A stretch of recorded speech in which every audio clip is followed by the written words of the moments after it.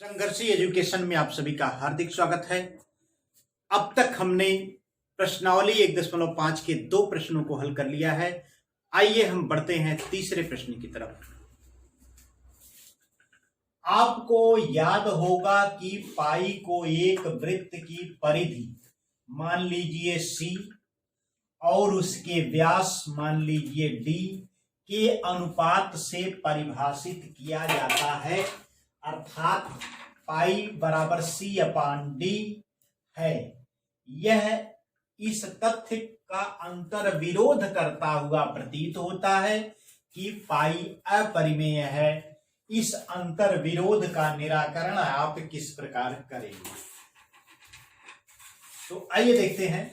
पाई बराबर होता है जो वृत्त की परिधि और वृत्त के व्यास के अनुपात को ही पाई कहा जाता है। इसे C/D से आप लिखते हैं। इसका मान जो हम मानते हैं 22/7 इसको माना जाता है। अमूमन हम प्रश्नों को हल करने के लिए पाई का मान 22/7 प्रयोग करते हैं। अब आइए देखते हैं कि 22/7 कैसी संख्या है। 22/7 को हम देखें तो यह P/Q के रूप में है। P/Q के रूप में है, जहां P और Q, जहां P और Q पूर्णांक हैं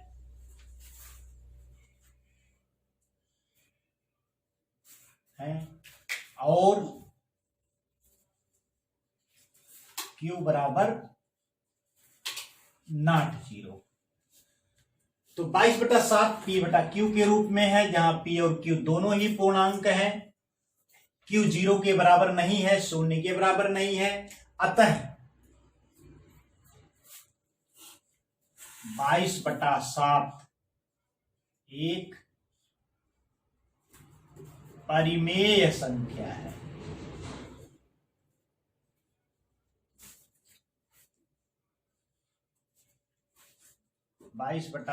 एक परिमेय संख्या है। जब 22/7 एक परिमेय संख्या है, इसे हम पाई के बराबर मानते हैं और पाई को हम कहते हैं अपरिमेय संख्या है, तो जाहिर सी बात है कि अंतर विरोध पैदा होगा। आइए 22/7 का हम दशमलव में मान देख लेते हैं। तो 22/7 बराबर होता है 3.142857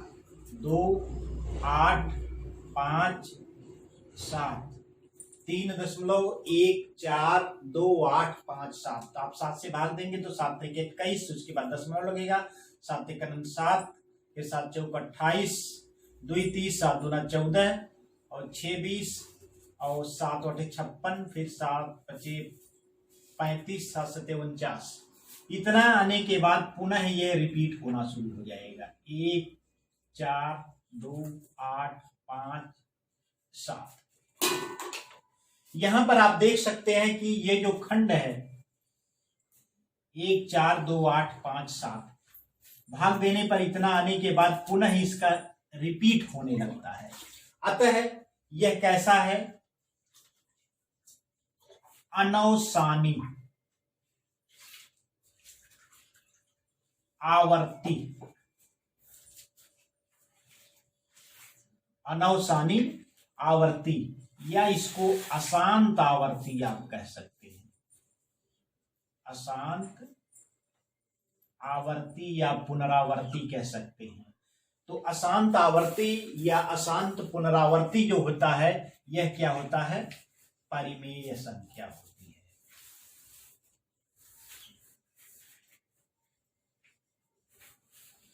तो इस प्रकार से हमने दोनों ही स्थितियों में यहां पर देख लिया।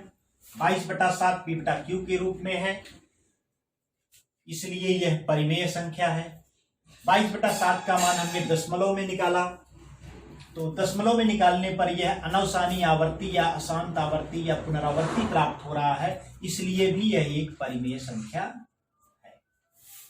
22/7 एक परिमेय संख्या। 22/7 एक परिमेय संख्या है और पाई को हम 22/7 के बराबर मानते हैं, तो यह अंतर्विरोध पैदा होता है कि पाई अपरिमेय है भी या नहीं। तो पाई को जो मान हम 22/7 लेते हैं, यह है वृत्त की परिधि और वृत्त के व्यास के बराबर अनुपात के बराबर माना जाता है, लेकिन यह सत्य नहीं है। क्यों नहीं सत्य है, आइए देखते हैं। पाई का मान क्या होता है। पाई बराबर होता है 3.1459535 आगे भी इसका मान प्राप्त होता जाता है। यानी 3.1459265358979। आप यहां पर देख सकते हैं कि इसका जो दशमलव में जो मान पाई का मान है, यह 1415926535897 और इसके आगे भी इसका मान प्राप्त होता जाता है। लेकिन यह कैसा है, अशांत अनावर्ती है, अशांत अनावर्ती, यानी इसमें पुनरावृत्ति नहीं हो रही है, रिपीट नहीं हो रहा है। और अशांत अनावर्ती जो होता है वह अपरिमेय संख्या होती है, अपरिमेय संख्या।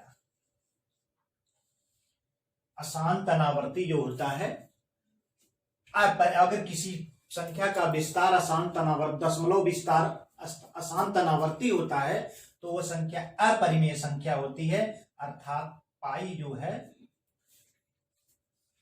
अपरिमेय संख्या है।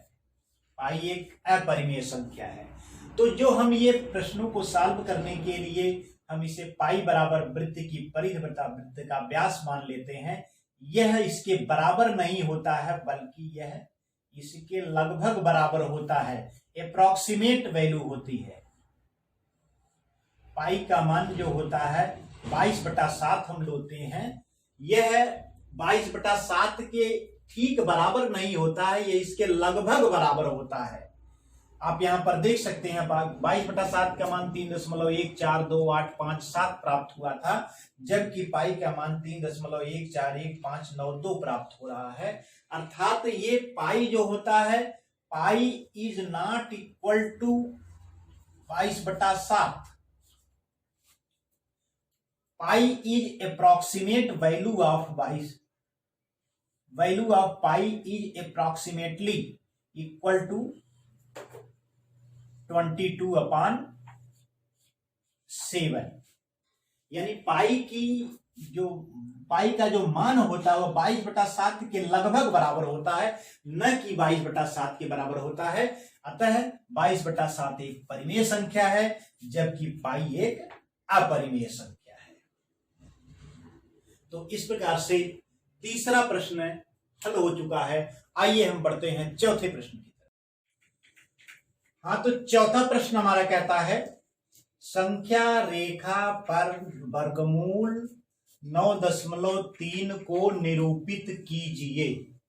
आइए इसका हल हम देखते हैं। संख्या रेखा पर हमें वर्गमूल 9.3 को दिखाना है, तो हम मान लेते हैं AB बराबर x बराबर 9.3। एक रेखाखंड AB हम खींचते हैं।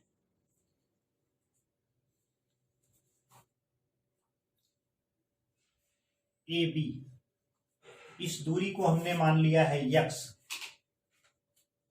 AB बराबर x बराबर 9.3। यह दूरी हमने मान लिया है 9.3, जो कि x के बराबर है। तो AB बराबर x बराबर 9.3 इकाई की दूरी हमने खींचा। उसके बाद हम क्या करेंगे, B से एक मात्रक की दूरी और लिया, सी तक इसको बढ़ाया। इस बिंदु को हमने सी मान लिया। ये बी हो गया, यह ये है, ये सी। ये दूरी जो है एक मात्रक,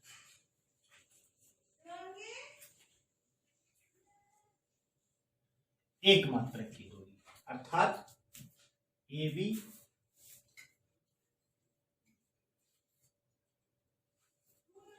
यक्स बराबर 9.3, ए बी बराबर यक्स बराबर 9.3 इकाई का रेखाखंड खींचा।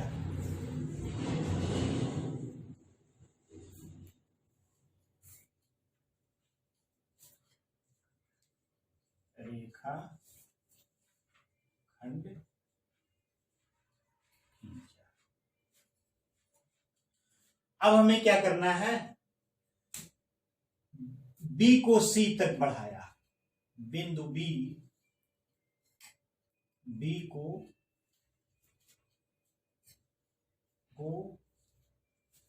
सी तक बढ़ाया।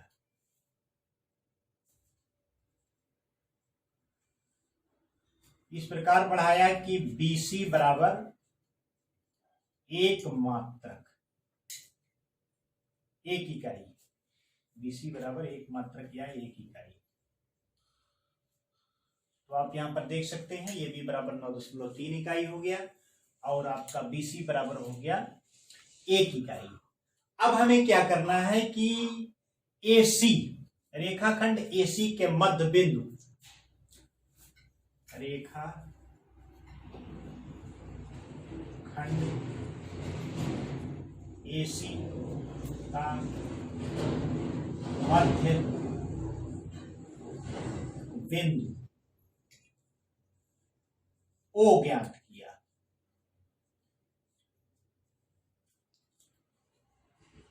रेखाखंड AC का मध्य बिंदु O ज्ञात किया। तो इसका मध्य बिंदु आपका ये प्राप्त हो जाएगा, ये हो गया O। अब आपको क्या करना है, बिंदु O को केंद्र मान करके, बिंदु O को केंद्र मान करके एक अर्धवृत्त हम खींचते हैं।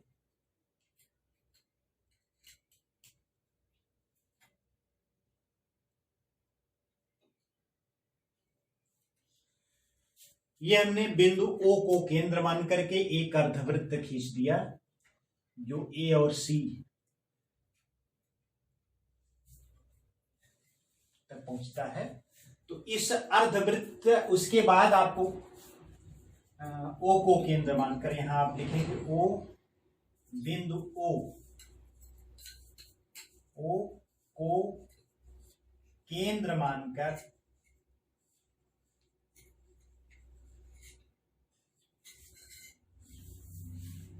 बिंदु O को केंद्र मानकर OA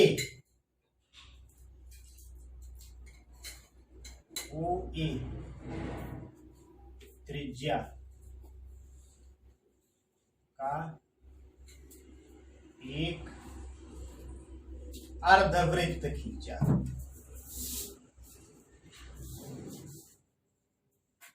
अर्धवृत्त खींचा, ये हमने खींच दिया अर्धवृत्त। अब आपको क्या करना है, बिंदु B पर, बिंदु B पर 90 अंश का कोण बनाती हुई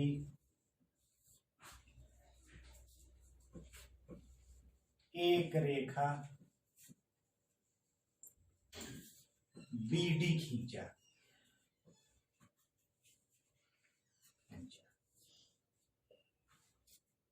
आइए देखते हैं, BD, बिंदु B पर 90 अंश का कोण बनाती हुई एक रेखा हमने खींचा, BD। D बिंदु, यह रेखा अर्धवृत्त, यह है चाप को, अर्धवृत्त का जो चाप हमारा है इसको D बिंदु पर काटती है।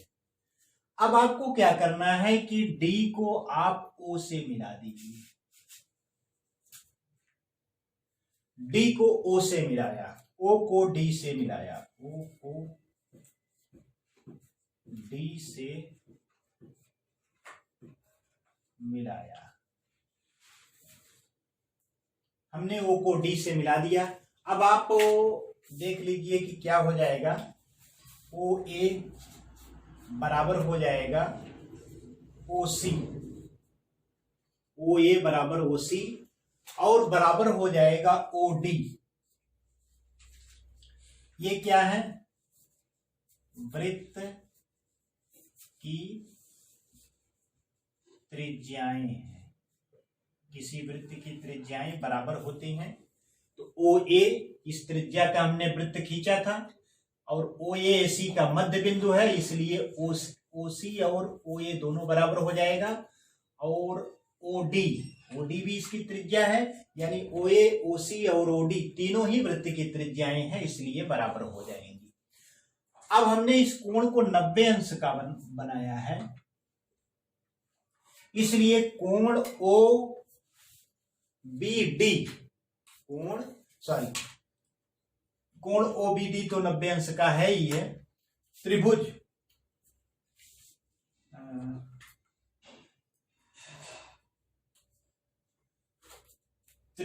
ओ बी डी, त्रिभुज ओ बी डी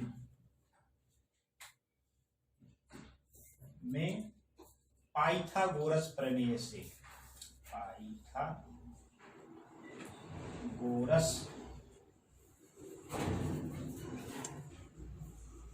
प्रमेय से, चूंकि ये कोण 90 अंश का है, ये त्रिभुज जो है समकोण त्रिभुज है, इसलिए हम इस पे पाइथागोरस प्रमेय लागू कर सकते हैं।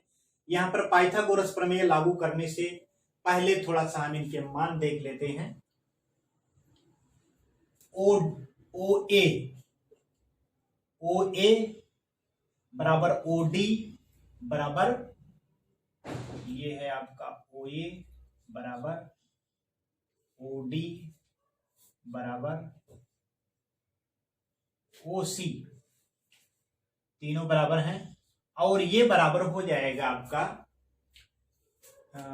ये मान हमने यक्स माना है, ये ना 9.3 जो मान है यह क्या है, यक्स के बराबर है। तो ये मान हो जाएगा यक्स धन 1/2। क्यों यक्स धन 1/2 हो जाएगा, क्योंकि ये यक्स है, यहां पर आप इसको 1 इकाई मान लिया है तो यक्स धन 1 हो जाएगा, और ये इसका आधा है, इसलिए यक्स धन 1/2 हो जाएगा। अब आप इसका ओ बी का मान अगर आप देख लें, हाँ, तो ओ ए बराबर ओ डी बराबर ओ सी बराबर यक्स धन 1/2।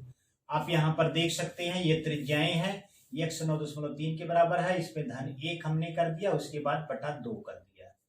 तो ये मान हो गया आपका ओ ए बराबर ओ डी बराबर ओ सी बराबर यक्स धन 1/2, यानी इस व्यास का आधा हो जाएगा। अब हमें निकालना है ओ बी। ओ बी का मान क्या हो जाएगा, आप देख सकते हैं ओ बी बराबर हो जाएगा, ओ बी बराबर ए बी ऋण ओ ए बी में से ओ ए निकाल देंगे तो हमको ओ बी प्राप्त हो जाएगा, और यह बराबर हो जाएगा आपका ए बी क्या है, आपका यक्स है। ए बी बराबर 9.3 है जो यक्स के बराबर है, ऋण ओ ए का मान हमने यक्स धन 1/2 निकाला है, यक्स धन 1/2। आइए इसको घटा के देख लेते हैं इसका मान क्या प्राप्त हो रहा है। तो ये मान आपको प्राप्त हो जाएगा 2x ऋण यक्स धन 1, ये हो जाएगा ऋण, ब्रैकेट खुलेगा तो ऋण 1 हो जाएगा, बटा हो जाएगा 2, ये बराबर हो जाएगा आपका 2x में से 1x घट जाएगा, तो यक्स ऋण 1/2 आपको प्राप्त हो जाएगा। यानी OB बराबर हो गया आपका x ऋण 1 बटा। इस प्रकार से आपको OA और OB का मान प्राप्त हो गया। आइए पाइथागोरस प्रमेय हम लगाते हैं।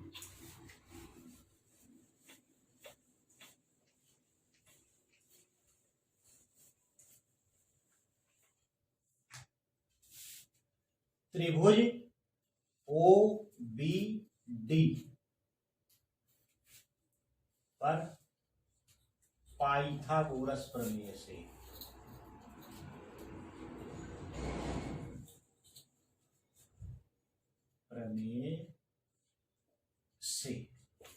पाइथागोरस प्रमेय आप लगाइए तो BD का वर्ग हो जाएगा आपका BD, इसका वर्ग हो जाएगा और बराबर हो जाएगा कर्ण का वर्ग यानी OD का वर्ग ऋण OB का वर्ग, OB का वर्ग। अब OD का मान हमने क्या, OD का वर्ग यानी ये हो गया आपका OD का वर्ग जो हो जाएगा आपका x धन 1/2 है आपका, x धन 1/2 इसका वर्ग हो जाएगा आपका ऋण OB का मान हमने निकाला है x ऋण 1/2 इसका वर्ग आपको करना है।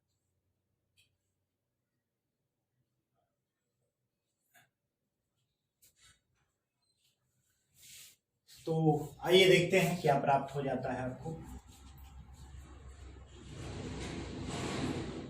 यह हो जाएगा आपका A² ऋण B² के रूप का है, तो ये हो जाएगा एक ब्रैकेट में x धन 1/2 धन x ऋण 1/2 एक ब्रैकेट में हो जाएगा।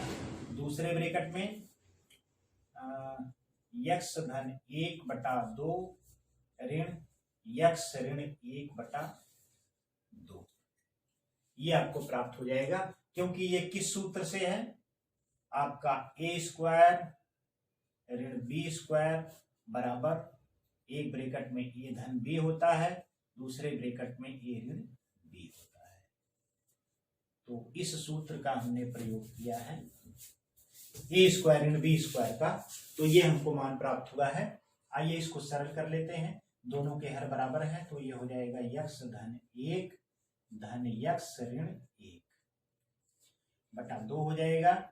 इसी प्रकार से ये हो जाएगा आपका x धन 1, चूंकि यहाँ पे ऋणात्मक चिन्ह है तो ये हो जाएगा ऋण x हो जाएगा, और ये ऋण चिन्ह जो है इस 1 को धन बना देगा, धन 1/2 प्राप्त हो जाएगा।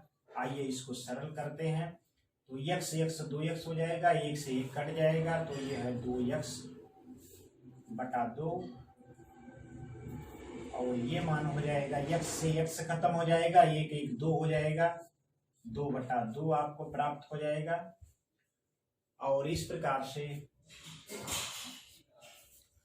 2 से 2 खत्म हो जाएगा, ये 2 से 2 खत्म हो जाएगा। BD बराबर हो जाएगा आपका x, BD का मान आपको प्राप्त हो जाएगा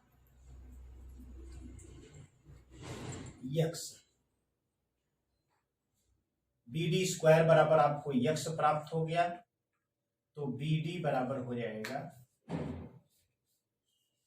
वर्गमूल x, BD बराबर आपको वर्गमूल x प्राप्त हो जाएगा। और वर्गमूल x जो हो जाएगा आपका कितना है, x का मान 9.3 है, तो वर्गमूल x का मान हो जाएगा वर्गमूल 9.3। यानी ये मान जो हमको प्राप्त हुआ है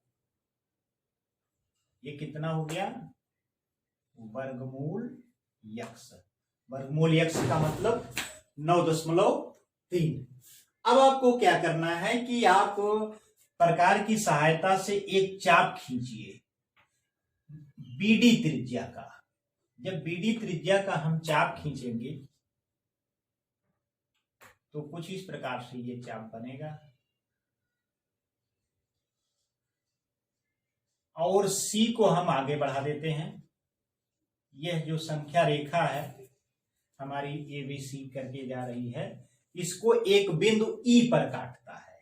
यह क्या है, इस बिंदु को हमने मान लिया E, और यही बिंदु E जो है किसको निरूपित करेगा, वर्गमूल 9.3, क्योंकि जो BD की दूरी होगी ये वही दूरी जो हो जाएगी BE की, क्योंकि हमने ये चाप जो हमने खींचा है तो ये त्रिज्या हो जाएगी BD और BE भी त्रिज्या हो जाएगी, यानी E बिंदु जो हो जाएगा वर्गमूल 9.3 हो जाएगा। तो आइए देखते हैं अब BD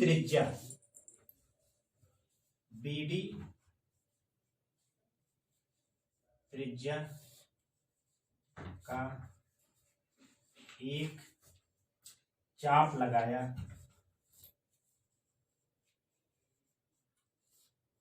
जो संख्या रेखा को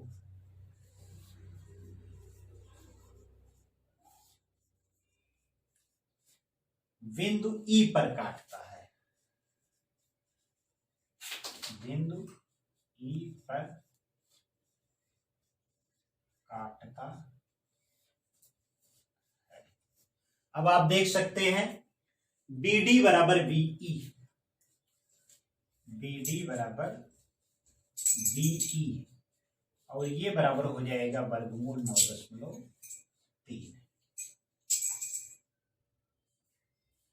BD बराबर BE क्यों होगा, क्योंकि जब इस BD त्रिज्या का चाप हम खींचेंगे तो जो दूरी BD की होगी वही BE की होगी, क्योंकि BD और BE क्या हो जाएंगी, त्रिज्याएं होंगी, वृत्त की त्रिज्याएं बराबर होती हैं। तो इस प्रकार से बिंदु E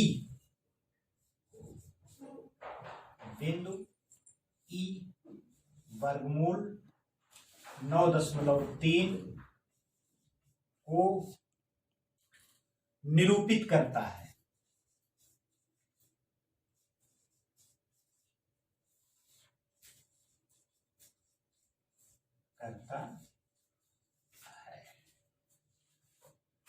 तो इस प्रकार से हमारा ये चौथा प्रश्न था। आइए हम बढ़ते हैं पांचवें प्रश्न की तरफ। इस प्रकार से बिंदु E वर्गमूल 9.3 को निरूपित करता है। तो हमारा ये चौथा प्रश्न हल हो गया है। आइए हम बढ़ते हैं पांचवें प्रश्न की तरफ। पांचवा प्रश्न हमारा कहता है कि निम्नलिखित के हरों का परिमेयीकरण कीजिए। परिमेयीकरण करने का अर्थ क्या है कि हर में जो संख्या लिखी गई है उसको हमें परिमेय संख्या बनाना है। तो आइए देखते हैं, पहला खंड इसका है 1/वर्गमूल 7। तो 1/वर्गमूल 7 में वर्गमूल 7 को हमें परिमेय संख्या बनाना है। तो 1/वर्गमूल 7 में हर और अंश दोनों में वर्गमूल 7 से आप गुणा कर दीजिए। तो जब हर और अंश दोनों में वर्गमूल 7 से आप गुणा करेंगे तो एक में वर्गमूल 7 का गुणा होगा तो वर्गमूल 7 आपको प्राप्त हो जाएगा, और नीचे वर्गमूल 7 में वर्गमूल 7 का गुणा करेंगे तो आपको 7 प्राप्त हो जाएगा, जो कि 7 एक परिमेय संख्या है। अतः परिमेयीकरण करने पर हमें प्राप्त हुआ वर्गमूल 7/7। ये हो गया आपका आंसर, वर्गमूल 7/7। आइए हम दूसरा प्रश्न देखते हैं। इसका परिमेयीकरण करने के लिए हमको करना पड़ेगा 1/वर्गमूल 7 ऋण वर्गमूल 6। तो इसके हर और अंश दोनों में वर्गमूल 7 धन वर्गमूल 6 से गुणा कर दीजिए। वर्गमूल 7 धन वर्गमूल 6 बटा वर्गमूल 7 धन वर्गमूल 6। आइए देखते हैं क्या प्राप्त हो रहा है। ऊपर आपको 1 से गुणा करेंगे तो वर्गमूल 7 धन वर्गमूल 6 आपको प्राप्त हो जाएगा। नीचे आप देख सकते हैं कि वर्गमूल 7 ऋण वर्गमूल 6 है, इसमें गुणा हो जाएगा वर्गमूल 7 धन वर्गमूल 6। अब आप ये देख सकते हैं कि यह a धन b एक ब्रैकेट, a ऋण b एक ब्रैकेट में, दूसरे ब्रैकेट में a धन b, ये सूत्र हमें प्राप्त हो गया। अर्थात इस यहाँ पे कौन सा सूत्र लगेगा, ए ऋण बी, ए धन बी, इसका गुणनफल होता है ए स्क्वायर ऋण बी स्क्वायर, यानी ए का वर्ग ऋण बी का वर्ग। तो इसी सूत्र की सहायता से इसको हम सरल करेंगे तो ये हमको प्राप्त हो जाएगा वर्गमूल 7 धन वर्गमूल 6 बटा, अब ये सूत्र लगाएंगे तो वर्गमूल 7 का वर्ग हो जाएगा ऋण वर्गमूल 6 का वर्ग हो जाएगा। इसका मान आपको प्राप्त हो जाएगा वर्गमूल 7 धन वर्गमूल 6 बटा, वर्गमूल 7 का वर्ग करेंगे तो 7 प्राप्त हो जाएगा और वर्गमूल 6 का वर्ग करेंगे तो आपको 6 प्राप्त हो जाएगा। अर्थात ये हो जाएगा वर्गमूल 7 धन वर्गमूल 6 बटा 1 प्राप्त हो गया। तो इस प्रकार से एक एक परिमेय संख्या है, इसका परिमेयीकरण हो गया, तो इसका आंसर हमको प्राप्त हो गया वर्गमूल 7 धन वर्गमूल 6 बटा 1। अगर आप लिखना चाहें तो लिख दीजिए, नहीं लिखेंगे तो भी कोई बात नहीं है। तो ये हो गया आपका आंसर दूसरे खंड का। आइए हम तीसरे खंड की तरफ बढ़ते हैं। 1 बटा वर्गमूल 5 धन वर्गमूल 2 है आपका, तो 1 बटा वर्गमूल 5 धन वर्गमूल 2, ऊपर नीचे आप वर्गमूल 5 ऋण वर्गमूल 2 से आप गुणा कर दीजिए। वर्गमूल 5 ऋण वर्गमूल 2, इससे आपको गुणा करना है। यहां पर इसको आप ब्रैकेट में कर लीजिए। आइए देखते हैं क्या होता है।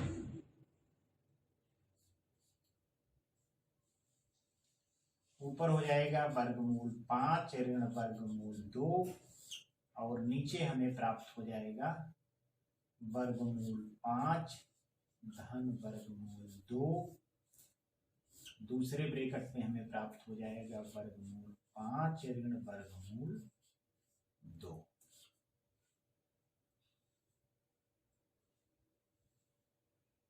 तो पुनः उसी सूत्र का प्रयोग होगा, ए धन बी और ए ऋण बी का जो गुणा होता है, ए का वर्ग ऋण बी का वर्ग होता है, तो ये वर्गमूल 5 ऋण वर्गमूल 2 बटा हमें प्राप्त हो जाएगा ए का वर्ग यानी 5 का वर्ग वर्गमूल 5 का वर्ग ऋण बी का वर्ग यानी वर्गमूल 2 का वर्ग। ये आपको प्राप्त हो जाएगा वर्गमूल 5 ऋण वर्गमूल 2 बटा वर्गमूल 5 का वर्ग करेंगे तो 5 प्राप्त हो जाएगा और वर्गमूल 2 का वर्ग करेंगे तो आपको 2 प्राप्त हो जाएगा। तो ये हो जाएगा आपका वर्गमूल 5 ऋण वर्गमूल 2 बटा 5 में से 3 घटाएंगे, 2 घटाएंगे तो 3 प्राप्त हो जाएगा। अर्थात आपको आंसर प्राप्त हो गया वर्गमूल 5 ऋण वर्गमूल 2 बटा 3। ये हो गया हमारा आंसर। हर का परिमेयीकरण हो गया, जहां पे 3 प्राप्त हुआ है हमें। आइए हम बढ़ते हैं चौथे प्रश्न की तरफ। चौथा प्रश्न हमारा है 1 बटा वर्गमूल 7 ऋण 2। तो उसी प्रकार से इसको भी आप सरल करिए। 1 बटा वर्गमूल 7 ऋण 2 है, तो इसमें वर्गमूल 7 धन 2 से ऊपर नीचे गुणा कर दीजिए, वर्गमूल 7 धन 2। तो ये प्राप्त हो जाएगा वर्गमूल 7 धन 2 बटा वर्गमूल 7 ऋण 2, एक ब्रैकेट में, दूसरे ब्रैकेट में वर्गमूल 7 धन 2। उसी सूत्र से ये भी सरल हो जाएगा। ये जो सूत्र हमने लिखा है तो ये हो जाएगा वर्गमूल 7 धन 2 ऊपर हो जाएगा, नीचे हो जाएगा वर्गमूल 7 का वर्ग ऋण 2 का वर्ग, ये बराबर हो जाएगा वर्गमूल 7 धन 2 बटा वर्गमूल 7 का वर्ग 7 हो जाएगा और 2 का वर्ग हो जाएगा आपका 4 हो जाएगा। 7 में से 4 आपका घट जाएगा, तो ये आपको प्राप्त हो जाएगा वर्गमूल 7 धन 2 बटा 3 प्राप्त हो जाएगा। तो इस प्रकार से चौथे खंड का हमें आंसर प्राप्त हो गया। आंसर बराबर हो जाएगा वर्गमूल 7 धन 2 बटा 3।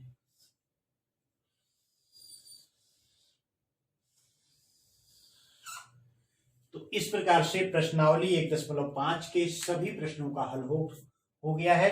उम्मीद करता हूं कि आपकी समझ में आ रहा होगा। अगर आपकी समझ में आ रहा है तो संघर्षी एजुकेशन यूट्यूब चैनल को सब्सक्राइब करें और बेल आइकन को दबाएं, जिससे हमारे नए नए वीडियोस की नोटिफिकेशन आपको बराबर मिलती रहे और आपकी पढ़ाई अबाध गति से चलती रहे।